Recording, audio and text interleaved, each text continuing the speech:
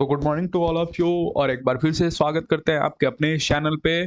तो बता दें कि एक बार फिर से हम लोग लेकर आ चुके हैं केमिस्ट्री का जो क्वेश्चन पेपर का हम लोग डिस्कशन करना स्टार्ट किए थे। उसका 4 पार्ट मैंने कंप्लीट कर दिया है और अब ये 5वां पार्ट लेकर ये देखिए 4 पार्ट मैंने कंप्लीट कर दिया है। यहाँ पे देखिए ये 4th पार्ट मैंने कंप्लीट कर दिया है। इसको आप जल्दी से देखें, अगर चारों पार्ट नहीं देखे हो यार, उम्मीद विश्वास करो, बिलीव करो कि अगर ये चारों वीडियो और जितना भी हम फर्दर वीडियो लेकर आने वाले हैं क्वेश्चन पेपर डिस्कशन को लेके, अगर ये सब आप देखते हो तो आपके ऑब्जेक्टिव तो यूं ही हो जाएंगे और उसमें जो आपका मार्क्स है केमिस्ट्री का, चाहे फर्दर हम फिजिक्स का लेकर आने वाले हैं, इन सभी में आपका मार्क्स काफ़ी ज़्यादा इंक्रीज करेगा। At the end exam time में आप ऐसे वीडियोस को देख रहे हो जिसमें क्वेश्चन पेपर को डिस्कस किया जा रहा है, सिर्फ आंसर नहीं बताया जा रहा है, क्वेश्चन पेपर को डिस्कस किया जा रहा है, तो आपका बहुत हेल्प होने वाला है। क्वेश्चन तो आप देखोगे ही देखोगे, साथ ही में आपका रिवाइज भी हो जाएगा पूरा का पूरा सिलेबस। तो बता दें, अगर इस चैनल को अगर अभी तक आपने सब्सक्राइब नहीं किया यार, तो जल्दी से सब्सक्राइब कर दो यार। एग्जाम काफी पास में है और जितने भी वीडियोस मैं लाऊंगा आपके पास सबसे पहले पहुंचेगा। तो इस वीडियो को सब्सक्राइब करो, नोटिफिकेशन बेल को ऑन करो यार, और वीडियो मेरा पसंद आए तो वीडियो को लाइक जरूर करो। आपके लिए बहुत वीडियोस मैंने रिवीजन के लिए भी, जहां शॉर्ट ट्रिक के साथ आपको याद करने का तरीका भी सिखा रखा है। एरोमेटिक केमिस्ट्री हो गया, हेलो एल्केन्स हेलो एरीन्स हो गया, हाइड्रोकार्बन हो गया, या फिर अल्टरनेटिंग करंट जैसे चैप्टर जो आपको बहुत ही कंफ्यूजिंग होते हैं, इस वीडियोस को देखो और बिलीव मानो कि एक एक चीज आप याद करके निकलोगे यार इस वीडियोस को देखने के बाद। और WBJEE एग्जाम का फॉर्म अभी भी खुला हुआ है, तो आप उसको जाके भर सकते हो। पिछला वीडियो मैंने किया था जिसमें देखो यार प्रिपरेशन कैसे करेंगे WBJEE का, कैसे हम नंबर ला सकते हैं, स्कोर कर सकते हैं WBJEE के अंदर, तो ये सभी चीजें बताया हुआ है।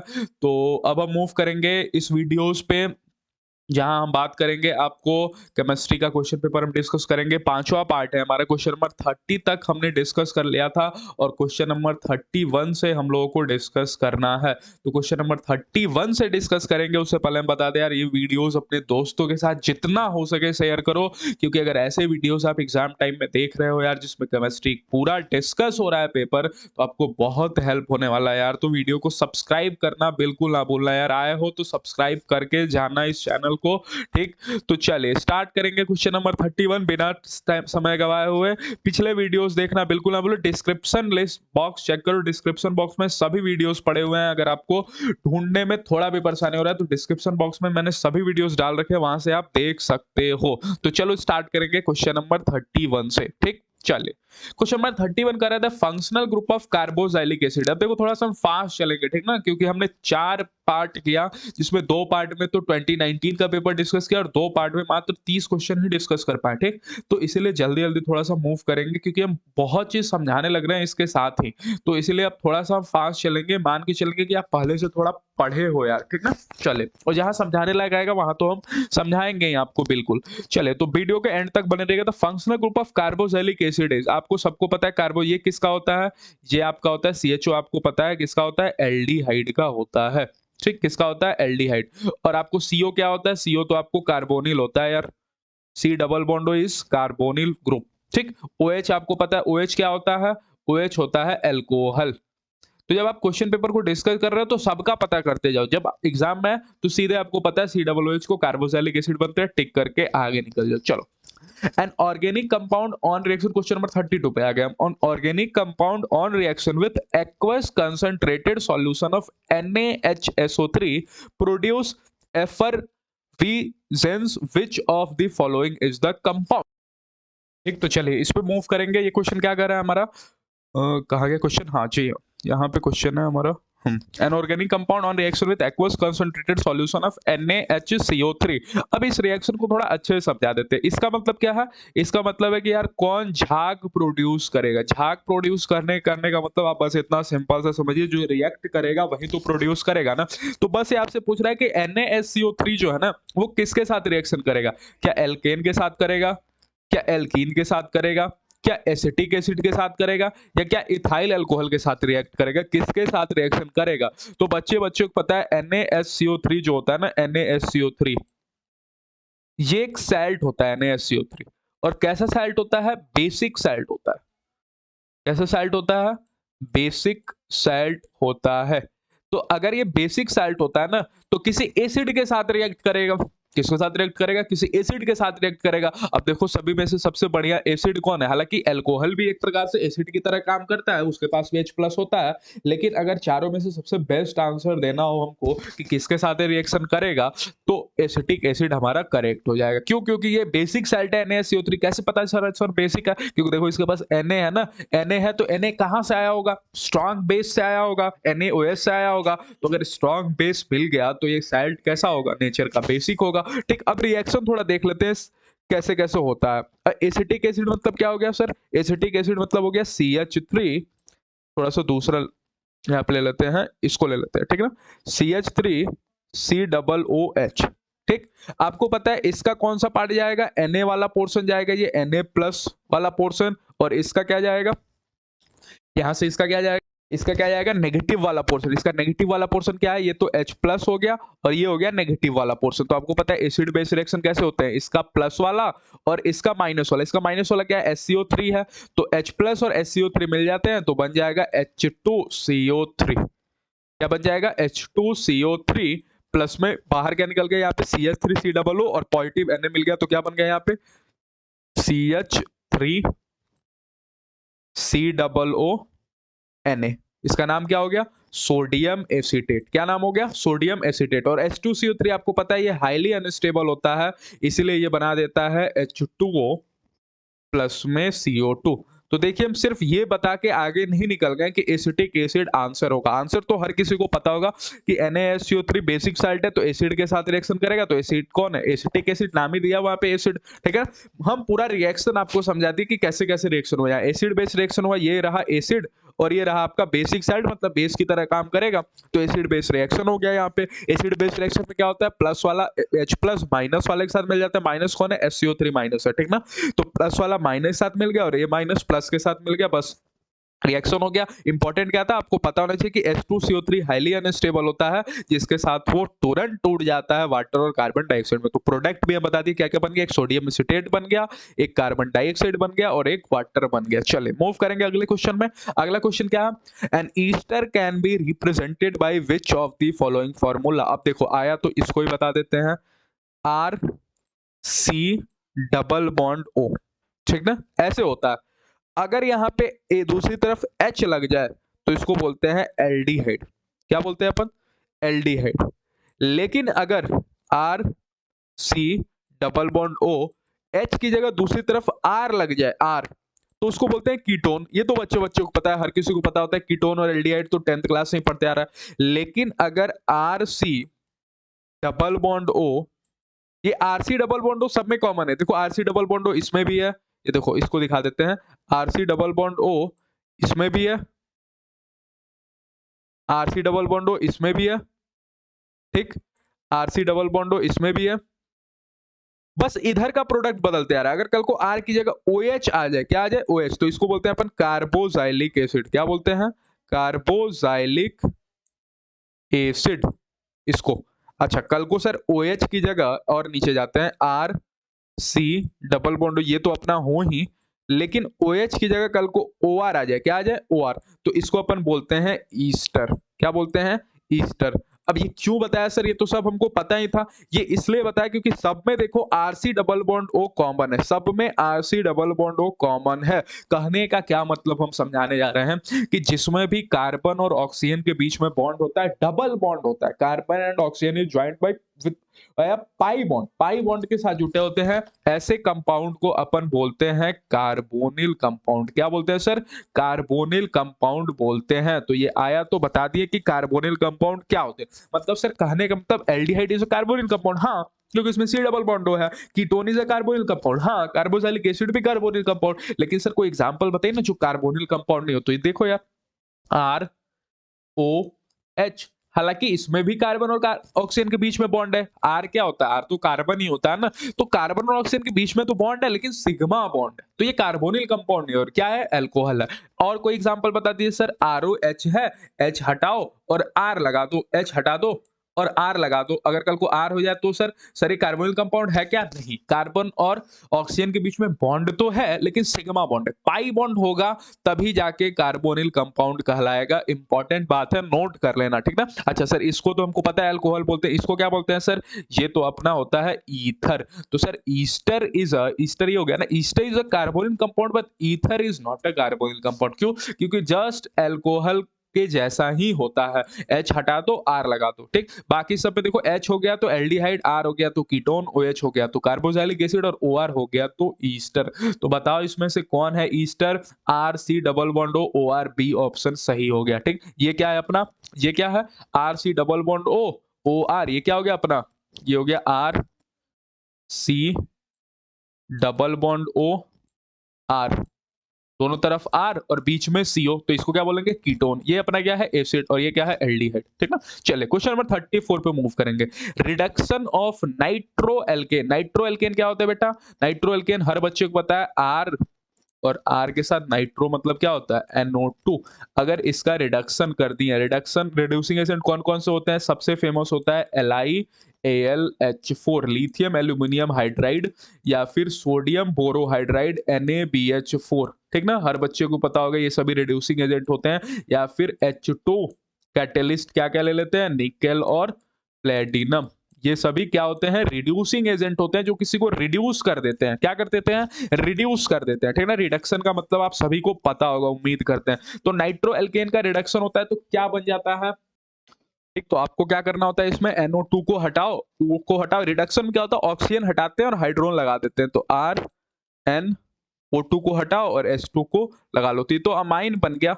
लेकिन आपका सवाल में पूछा है कौन सा अमाइन है भैया? ये प्राइमरी है, सेकेंडरी है, टर्सरी है, क्या है? तो आपको पता है जिससे ये जुटा है ना R, जिस कार्बन से जुटा है NH2, ये कितने कार्बन से जुड़ सकता है बेटा? एक ही कार्बन से जुड़ सकता है, क्योंकि 3 हाइड्रोजन तो ऑलरेडी इसके पास है ही। ज्यादा से ज्यादा कितने कार्बन जुड़ सकता है? एक। तो ये कौन सा अमाइन हो गया? ये हो गया आपका प्राइमरी अमाइन। तो ऑप्शन नंबर C सही होगा, ठीक ना। चलिए क्वेश्चन नंबर 35 पे बात करेंगे। क्वेश्चन नंबर 35 फिर से डेटाबेस सवाल है आपका। हम बोले थे बायोमोलिक्यूल चैप्टर, 3 चैप्टर आपको बताए थे, biomolecule, polymer, chemistry in everyday life. इसको एनसीईआरटी से पढ़ लेना, इसमें कुछ भी नहीं होता, सिर्फ याद करने की चीजें होती है। देखो फिर से सवाल पूछ दिया ना उसका। The common base present in DNA, एक डीएनए और आरएनए में कौन सा बेस होता है जो कॉमन होता है? हालांकि बेस इसमें नहीं पूछा, इसमें बोला है दोनों में कौन सा कॉमन, मतलब कौन होता है जो डीएनए में भी होता है और आरएनए में भी होता है। तो अगर आपने याद किया होगा तो आपको पता होगा कि यूरेसिल ये तो होता नहीं है, तो ये ऑप्शन तो गलत हो गया। एडेनाइन ये होता है, साइटोसाइन होता है, लेकिन यूरेसिल नहीं होता। तो यूरेसिल नहीं होता तो सी ऑप्शन भी खत्म हो गया। और थाइमाइन भी नहीं होता है। कौन कौन, तो कौन ऑप्शन सही हो गया? बी ऑप्शन सही हो गया। ग्यूनाइन होता है, एडेनाइन होता है और साइटोसाइन होता है, ठीक है ना। तो चलिए क्वेश्चन नंबर 35 डेटाबेस बिल्कुल नहीं। क्वेश्चन नंबर 36 भी पूरी तरह से database. Which of the following is generally not prepared by human body? Enzyme तो प्रिपेयर्ड किया जाता है बेटा, हार्मोन्स भी प्रिपेयर्ड, हार्मोन्स तो प्रिपेयर्ड होता ही होता है, ठीक ना। हार्मोन्स के बिना तो यार शरीर काम ही नहीं कर सकता।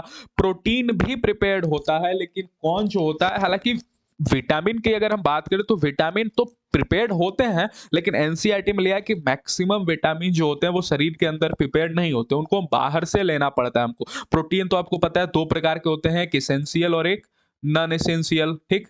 तो ये कुछ बनते भी है शरीर के अंदर, कुछ नहीं भी बनते हैं। लेकिन विटामिन जो होता है ना, 90 more than 90% of the vitamin हमको बाहर से लेने पड़ते हैं, ठीक ना, शरीर के अंदर नहीं बनते। तो सबसे बढ़िया ऑप्शन कौन हो जाएगा? बी, कि ये जो होता है जनरली, इसलिए ये जनरली लिखा है, मतलब ज्यादातर जनरली कहने का मतलब आम तौर पे कौन शरीर के अंदर नहीं बनते। ये भी नहीं बोल रहा है कि विच of the following is not prepared by human body होता, तब तो कोई आंसर नहीं होता, क्योंकि प्रिपेयर्ड तो सभी होते हैं। विटामिन भी कोई ना कोई विटामिन भी कुछ ना कुछ प्रिपेयर्ड होते हैं, लेकिन ये जनरली लगा दिया। जनरली कहने का मतलब कि आम तौर पे कौन प्रिपेयर्ड नहीं होता। तो बी, तो ऑप्शन नंबर क्या हो जाएगा हमारा? बी। ये बायोमोलिक्यूल चैप्टर में आप पढ़े होंगे, ठीक ना। चलिए वे पॉलीमर का क्वेश्चन देखे, तो क्वेश्चन तो आपको इससे भी खूब ज्यादा पूछ रहे थे कि ये सभी पॉलीमर का क्वेश्चन है। विच of the following polymer has amide bond, ठीक। तो आपको पता होगा विच of the following polymer has amide bond, तो आपको पता होगा नाइलॉन 66 आंसर होगा। अमाइड बॉन्ड क्या होता है आपको थोड़ा सा बता दें। अमाइड बॉन्ड जो होता है ये बेसिकली, इसको हम पेप्टाइड बॉन्ड भी बोलते हैं। क्या बोलते हैं इसको?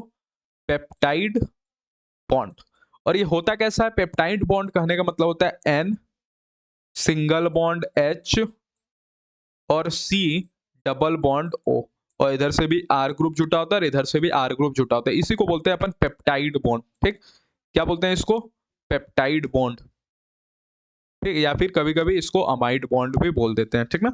चलिए, तो ये होता है आपका जो कि नायलॉन 66 में होता है, आपको सभी को पता होगा। अगला क्वेश्चन बहुत ही आसान है और आपको उम्मीद है पता भी होगा, और अगर आपने पॉलीमर चैप्टर अच्छे से रिवाइज़ किया होगा तो आपको पता है ऑर्लोन किसका पॉलीमर।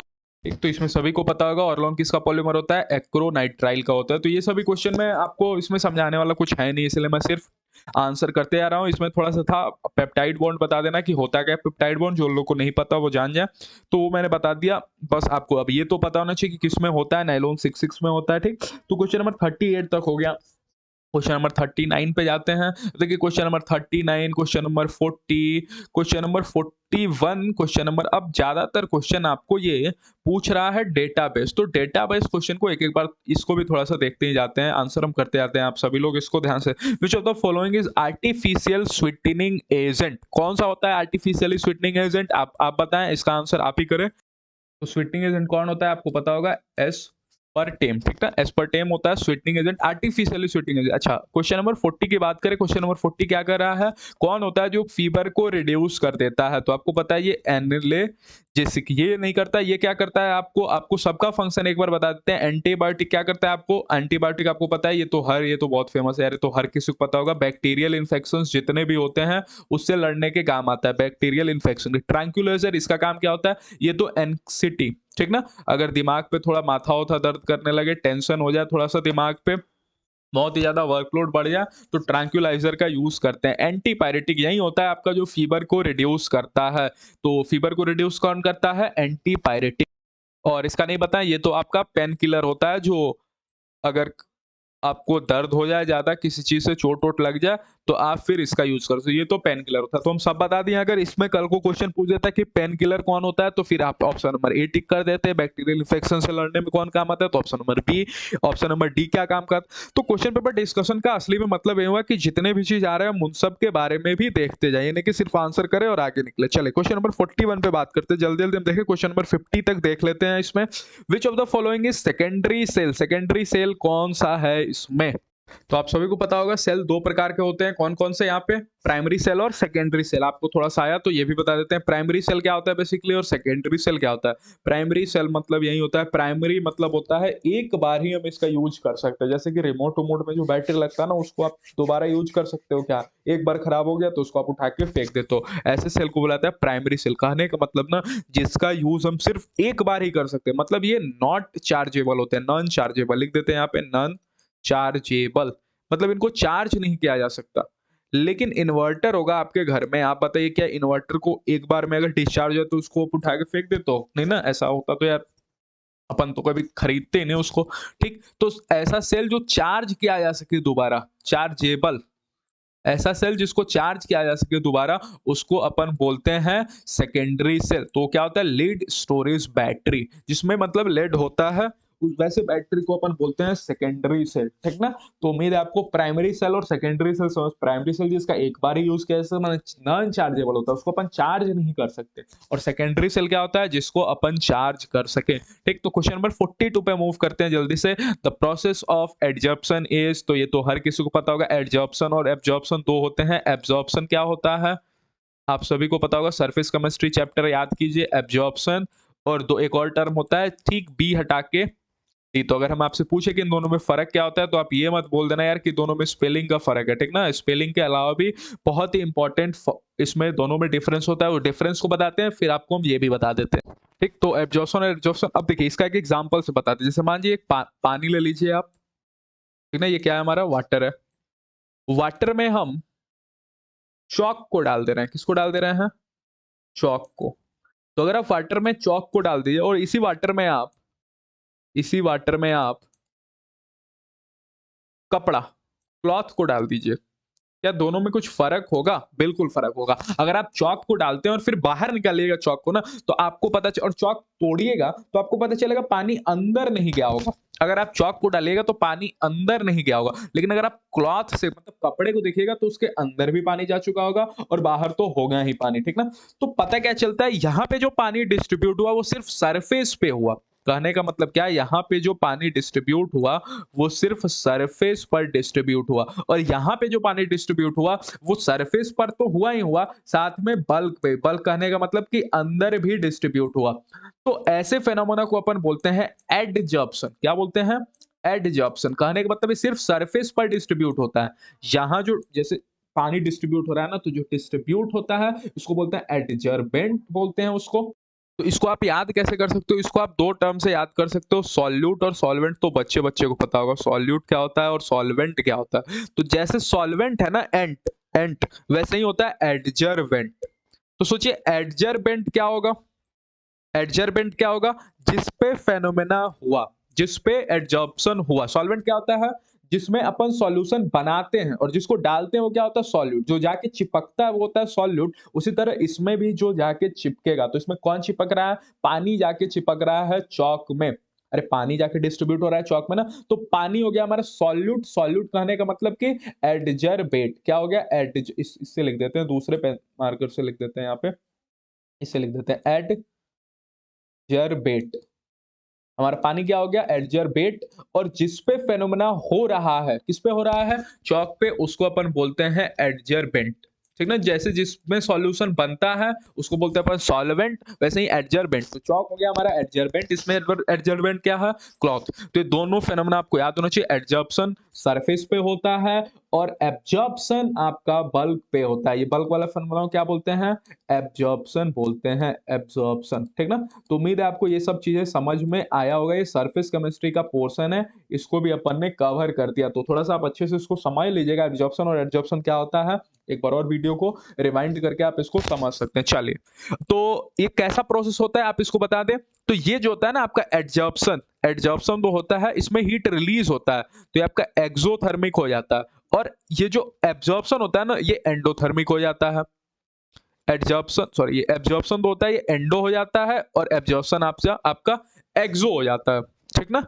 ये आपका एंडो लिख देते हैं, यहाँ पे एंडो हो जाता है। तो देखिए एक्सोथर्मिक तो ऑप्शन दिया नहीं है, लेकिन सरफेस फेनोमेना ऑप्शन दिया, तो सरफेस फेनोमेना हो जाएगा। आपको पता है एब्जॉर्प्शन कौन सा फेनोमेना होता है? सरफेस फेनोमेना होता है। चलिए, तो क्वेश्चन नंबर 43 पे मूव करते हैं। कौन है जो सबसे स्ट्रॉन्गेस्ट एसिड है? तो आपको एसिडिक कंपैरिजन करने आता होगा ना। एसिडिक कंपैरिजन क्या? जिसमें -I ग्रुप लगा हो, -M ग्रुप लगा हो, ऐसे ग्रुप अगर लगे हो तो वो बोला जाता है एसिड जो होगा स्ट्रॉन्ग। एसिडिक स्ट्रेंथ ज्यादा मतलब नेगेटिव चार्ज की स्टेबिलिटी ज्यादा। किसकी स्टेबिलिटी ज्यादा? नेगेटिव चार्ज जितना ही ज्यादा स्टेबल होगा ना, एसिड उतना ही ज्यादा स्ट्रांग होगा। तो अगर इसकी बात करें हम CH3COOH का, तो इसमें तो CH3 ग्रुप है। CH3 ग्रुप कैसा होता है? +I होता है। तो ये तो खत्म हो गया, स्ट्रॉन्गेस्ट एसिड नहीं। इसकी बात करें तो इसमें Cl है। Cl कैसा होता है? -I है। बिल्कुल ठीक है, चलिए -I ग्रुप है तो ठीक है, कोई दिक्कत नहीं है। इसमें Cl2 है, मतलब दो दो -I है, तो दो दो इफेक्ट लगेगा। इसमें नेगेटिव चार्ज और स्टेबल होगा, और इसमें देखिए इसमें तो और ज्यादा स्टेबल होगा, क्योंकि इसमें तीन तीन -I ग्रुप है। हेलोजन ग्रुप जो होते हैं वो -I इफेक्ट शो करते हैं। ठीक, तो उम्मीद है आप -I, -M, +M ये तो जीओसी चैप्टर में आप पढ़े होंगे 11th क्लास में, तो उसका क्वेश्चन था। तो ऑप्शन नंबर डी आपका सही हो गया। ठीक ना? चलिए, तो इसमें +I है, तो आपका सबसे, अगर हम इसमें ऑर्डर ही बता दें तो सबसे ज्यादा किसका ऑर्डर होगा? डी का, फिर सी का क्योंकि दो दो -I है, फिर ए जिसमें एक -I है, सॉरी बी, बी लिखना चाहिए ना, बी। और सबसे खराब एसिड कौन हो जाएगा? ए, क्योंकि इसमें +I, इसमें पॉजिटिव चार्ज ज्यादा स्टेबल होगा, नेगेटिव ज्यादा स्टेबल नहीं होगा। विच of the following is tertiary amine? Tertiary amine कहने का मतलब अमाइन ग्रुप जिससे जुड़ा हो वो तीन तीन कार्बन से जुटा हो। तो यार खोज दो ऐसा कौन सा अमाइन ग्रुप है जो 3 कार्बन से जुटा है। ये तो आपका सेकेंडरी है, ये अमाइन 2 कार्बन से जुटा है तो सेकेंडरी हो गया। ये अमाइन देखिए, इस अमाइन की बात करें तो ये अमाइन देखिए, ये जो है आपका ये सी वाला, ये देखिए तीन तीन कार्बन से जुटा है। दिखाइए सर 3 कार्बन, दिखाते हैं आपको 3 कार्बन दिखा देते हैं जिससे जुटा हुआ है। देखिए ये एक कार्बन है, ये एक कार्बन है, और ये एक कार्बन है। तो ये हो गया आपका टर्सरी अमाइन। तो ऑप्शन नंबर सी सही हो गया। टर्सरी अमाइन कहने का मतलब अमाइन 3 कार्बन से जुटा हो। अमाइन कितने कार्बन से जुटा हो? 3 कार्बन से जुटा हो, उसको बोलते हैं अपन टर्सरी अमाइन। और ये क्या हो जाएगा? ये आपका हो जाएगा सेकेंडरी अमाइन। क्या हो जाएगा? Secondary amine. क्यों सेकेंडरी सर? क्योंकि ये दो दो कार्बन से जुटा है ना, तो 2 मतलब सेकेंडरी। अच्छा, ये कौन सा हो जाएगा सर? ये भी 1 और 2, तो ये भी आपका हो जाएगा सेकेंडरी। ठीक ना? डायरेक्ट सर देखते हैं क्या? हाँ डायरेक्ट देखते हैं। डायरेक्ट कितने कार्बन जुटा है? 1 दो। ये कार्बन भले इससे जुटा है लेकिन ये डायरेक्ट दो ही लोगों से जुटा है, तो टर्सरी में, ठीक ना। The purine base present in, हम जल्दी जल्दी कर रहे हैं ताकि क्वेश्चन नंबर 50 तक अपन देख लें, ठीक ना। चलिए, तो कहाँ गया कहाँ गया कहाँ गया, question number 45, the purine base present in RNA is, तो बिल्कुल समय नहीं देंगे, ये ऑप्शन नंबर ए ग्यूनाइन हो गया, ये सभी डेटाबेस हैं। फिर अगला हो गया टेफ्लॉन, पॉलीस्टाइरीन एंड न्यूप्रेन, ऑल। इसको क्या बोला जाता है, इसको बोला जाता है होमोपोलीमर, ठीक ना, इसको क्या बोला जाता है, होमोपोलीमर। तो ये सभी आंसर आपको फिर से बता दे रहे, सभी डेटाबेस है जो समझाने लायक था। आप देखिए कि उसको तो हम पूरा समझाएं, जैसे ये सवाल था आपको पूरा सरफेस केमिस्ट्री का, एब्जॉर्प्शन एडजर्बेट क्या होता है, एडजर्बेट फिर से बता दे रहे हैं। जो जाके चिपके उसको बोलते हैं एडजर्बेट, जो जाए जैसे सॉल्यूट जाता है किसी के अंदर जाता है उसको सॉल्यूट बोलते हैं, जो जाके चिपके वो एडजर्बेट, और जिसपे चिपके जिसके अंदर जाए उसको बोलते हैं सॉल्वेंट, उसी तरह जिसके अंदर जाके चिपके उसको बोलेंगे एडजर्बेंट। तो ये सब आपको बता दिए, एक्सोथर्मिक और एंडोथर्मिक भी बता दिए हैं, ठीक ना। तो जो समझाने लायक है वो तो हम समझा ही रहे हैं, लेकिन जो डेटाबेस है याद करने वाला, देखिए पेन किलर आपको बता दिए ना, ये देखिए पूछ दिया, इसलिए हम उस समय आया था, यहाँ पे आया था तो हम पूरा बता दिए, कहाँ पे आया था कहाँ पे आया था कहाँ पे आया था, यहाँ पे देखिए। तो बताया था ना, एनाल्जेसिक जो होता है वो होता है पेन किलर, और एंटीबायोटिक जो होता है ये होता है फीवर रिड्यूस करने के लिए। तो अब की बार तो आप आंसर देख कर ही बता दीजिएगा, और कौन सा हो गया कौन सा हो गया, एंटीबायोटिक तो ये बैक्टीरियल, बी ऑप्शन, ठीक ना, एनाल्जेसिक। चलिए, क्वेश्चन नंबर 48 पे बात करते हैं, in which of the following there is frenkel defect, solid state का क्वेश्चन, बहुत ही कम देखने के लिए मिल रहा है सॉलिड स्टेट का क्वेश्चन, लेकिन आपको बता दें 70 क्वेश्चन है यार, तो हर चैप्टर से क्वेश्चन पूछेगा, ठीक ना। 70 क्वेश्चन वो लेकर कहां से आएगा, हर चैप्टर से क्वेश्चन पूछेगा, तो आपका हर चैप्टर थोड़ा बहुत पकड़ होना चाहिए, किसी चैप्टर को आपको केमिस्ट्री में नहीं छोड़ना। जब आप मैथ्स आपको बताएंगे ना, तो मैथ्स में 4-5 ऐसे चैप्टर बता देंगे जो आप पढ़ के जाइएगा तो आपका आराम से पूरा का पूरा ऑब्जेक्टिव हो जाएगा, उससे ज्यादा आपको कुछ पढ़ने की जरूरत है ही नहीं, ठीक ना। तो क्वेश्चन नंबर 48 की बात करते हैं, किसमें होता है फ्रैंकल डिफेक्ट, आप ही बताइए, सोडियम क्लोराइड में होता है क्या। अब डिफेक्ट आया तो डिफेक्ट भी आपको बता ही देते हैं, लगे हाथ आ गया तो। देखिए, दो प्रकार के डिफेक्ट होते हैं, एक का नाम होता है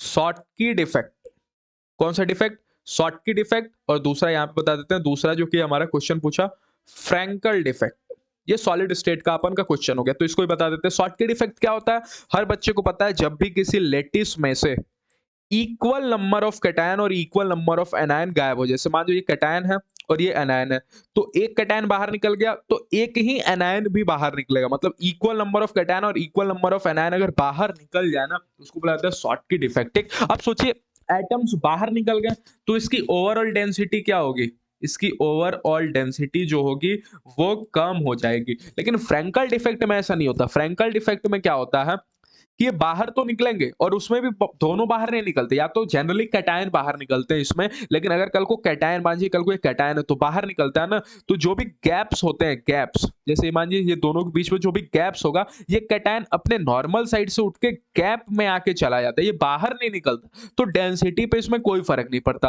अरे भाई, जब तक एटम अपने साइट को पूरी तरह से छोड़ेगा नहीं, तब तक ओवरऑल डेंसिटी पे काहे को फर्क पड़ेगा, ये तो बस अपना पोजीशन चेंज कर ले रहा है, अपने पोजीशन से उठ के जो गैप्स प्रेजेंट होते हैं उन एटम्स के बीच में, जब दो एटम्स यहाँ पे मिलेंगे ना, दो एटम्स मिलेंगे तो गैप में भी आप बहुत सब गैप पढ़े होंगे आप सॉलिड स्टेट में, उम्मीद करते हैं, ठीक ना। तो ये गैप में उठ के चला जाता है, तो डेंसिटी पे तो कोई फर्क नहीं पड़ता, लेकिन दोनों में जो डिफरेंस है वो हम आपको बता दिए, इसमें इक्वल नंबर ऑफ कैटायन और इक्वल नंबर ऑफ एनायन, अगर मान लीजिए कल को दो कैटायन बाहर निकल रहे हैं तो दो एनायन भी बाहर निकल जाएंगे इनमें से, और डेंसिटी कम हो जाती है, इससे डिफेक्ट को बोला जाता है शॉर्टकी डिफेक्ट। एग्जांपल आप इसका याद कर लीजिएगा, फ्रैंकल डिफेक्ट किस में होता है, सिल्वर ब्रोमाइड में होता है, दोनों आया एग्जाम में पूछ सकता है शॉर्टकी डिफेक्ट और फ्रैंकल डिफेक्ट, तो आप बता दीजिएगा, which equal number of cation and anion are emitted from the atom, atom से ही आप पूरी तरह से लीव देयर नॉर्मल साइट, आप ऐसे बोल सकते हो, उसको बोला जाता है Schottky defect, but in this Frenkel defect leave their normal site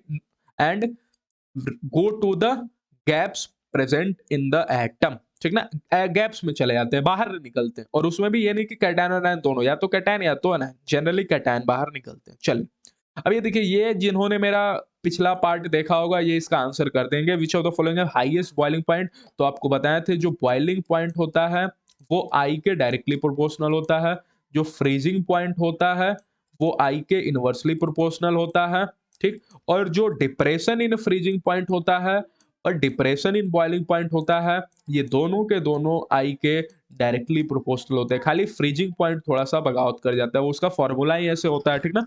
तो उम्मीद करते हैं ये सब अगर आपको नहीं समझ में आया क्यों कैसे, तो आप पिछला वीडियो यार देखो। तो बताओ आई सबसे ज्यादा किसका, इसका आई कितना हो जाएगा 2, एन की वैल्यू देखो 2, अगर सबका इसका आई कितना हो जाएगा सुक्रोज 1, इसका आई कितना हो जाएगा ग्लूकोज है 1, इसका आई कितना हो जाएगा 3, तो सबसे ज्यादा आई किसका इसका, तो ऑप्शन नंबर सी सही होगा क्योंकि आई के डायरेक्टली प्रोपोर्शनल है। चलिए बात करते हैं क्वेश्चन नंबर 15 जो कि लास्ट क्वेश्चन होगा आज का हमारा। 30 मिनट का हो गया, वीडियो थोड़ा लेंथ देख लें। जी हाँ चलिए 30 मिनट का वीडियो हम इससे ज्यादा रखते नहीं है, तो आज भी हम लोग 20 क्वेश्चन आज हम लोग डिस्कस कर लिए बहुत ही अच्छे से। और जो भी डेटाबेस आया है वो तो अपन उसको भी थोड़ा बहुत जहाँ समझ आने लायक था वहाँ हम समझाते गए आपको। तो कुछ भी दिक्कत हो यार तो कमेंट सेक्शन में मेंशन करो, पूछ लो मुझसे।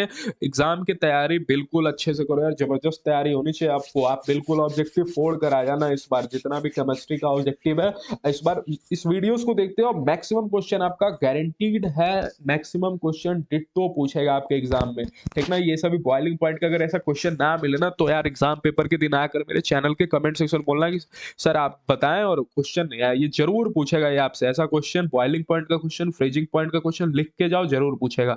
The product obtained on electrolysis of aqueous solution of sodium chloride at anode and cathode, ये भी क्वेश्चन हम डिस्कस किए हैं। तो सोडियम क्लोराइड है ना, तो सोडियम क्लोराइड है, तो हर बच्चे को पता है यार the product electrolysis of aqueous solution. अब देखो इसमें एक्वस सॉल्यूशन है माने H2O भी है। पिछली बार जब 2019 का हम पेपर डिस्कस कर रहे थे तो जिन बच्चों ने वीडियो देखा होगा उसको पता है मोल्टेन NaCl दिया था। मोल्टेन कहने का मतलब खाली NaCl था, लेकिन इसमें H2O और NaCl दोनों है। तो तोड़ लो तुम, NaCl कैसे कैसे टूटेगा, Na प्लस और Cl माइनस, ठीक ना। और H2O कैसे कैसे टूटेगा, इसको भी तोड़ लेते हैं, Cl माइनस। और H2O कैसे कैसे टूटेगा, H2O टूटेगा H प्लस और OH माइनस। अब हर बच्चे को पता है एनोड माने क्या होता है, एनोड माने होता है, और कैथोड माने क्या होता है कैटायन पॉजिटिव, तो कैथोड होता है नेगेटिव और एनोड होता है पॉजिटिव। तो पॉजिटिव पे कौन कौन जाएगा, पॉजिटिव पे जाएगा नेगेटिव वाला Cl माइनस जाएगा और OH माइनस जाएगा, ठीक। और आपको पता है इसका रिडक्शन एनोड पे क्या होता है ऑक्सीडेशन, क्लोरीन का हो जाएगा ऑक्सीडेशन। कैथोड पे कौन कौन पहुंचेगा, पॉजिटिव वाला पहुंचेगा। पॉजिटिव कौन कौन है, H प्लस है और Na प्लस है। अब इसके लिए आपको सीरीज याद करना पड़ेगा, जैसा कि हम आपको बताए थे। सीरीज आपको याद करना पड़ेगा और आपको पता करना पड़ेगा कि किसका किसका। तो यहां से तो क्लोरीन हो गया, तो एक ऑप्शन तो आपका एनोड से कहा गया, कहा गया एनोड ऑप्शन, ए वाला ऑप्शन होना चाहिए ना। तो क्लोरीन यहाँ पे F2 दे दिया, मेरे हिसाब से यहाँ पे Cl2 होना चाहिए था। एक सेकंड एक सेकंड, ठीक। तो यहाँ से तो Cl2 हो जाएगा और यहाँ से H प्लस का हो जाएगा रिडक्शन, तो यहाँ से मिल जाता है आपका H2। तो ऑप्शन हो जाएगा Cl2 और H2। यहाँ पे Cl2 F2 जहाँ जहाँ दिया ना वहाँ पे Cl2 होना चाहिए मेरे हिसाब से, और यहाँ Cl2 H2 बी ऑप्शन आपका सही हो जाएगा, ठीक ना।